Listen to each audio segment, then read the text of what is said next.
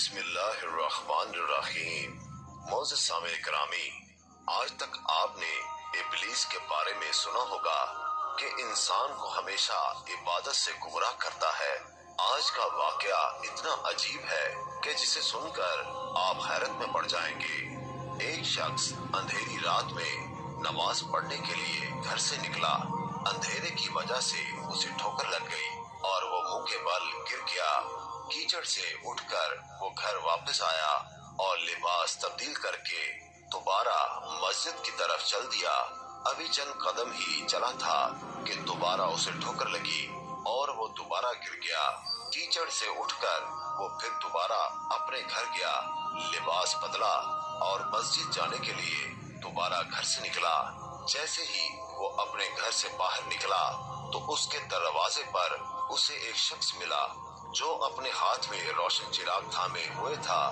چراغ والا شخص چپ چاپ نمازی کے آگے آگے مسجد کی طرف چل دیا۔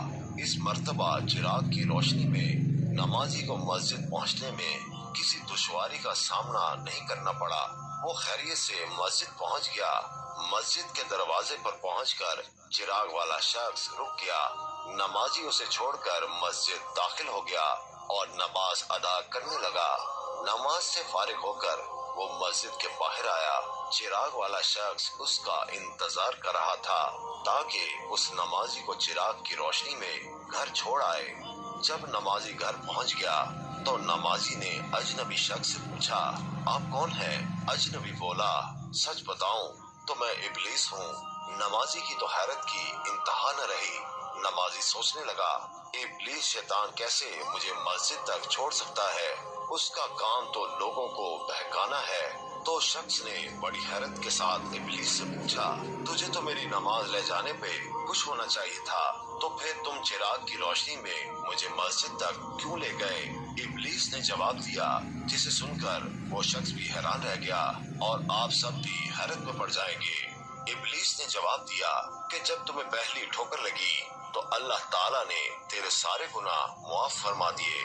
سبحان اللہ۔ جب تجھے دوسری ٹھوکر لگی تو اللہ تعالیٰ نے تیرے پورے خاندان کو بخش دیا۔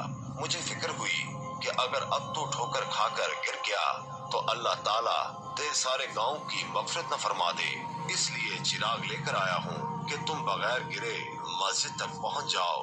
اس شخص نے جیسے ہی یہ بات سنی، اس نے اللہ تعالیٰ کی بارگاہ میں اپنا سر جھکا کر اللہ کا شکر ادا کیا۔ تو دوستو، یہ ہے اللہ تعالیٰ کی شان۔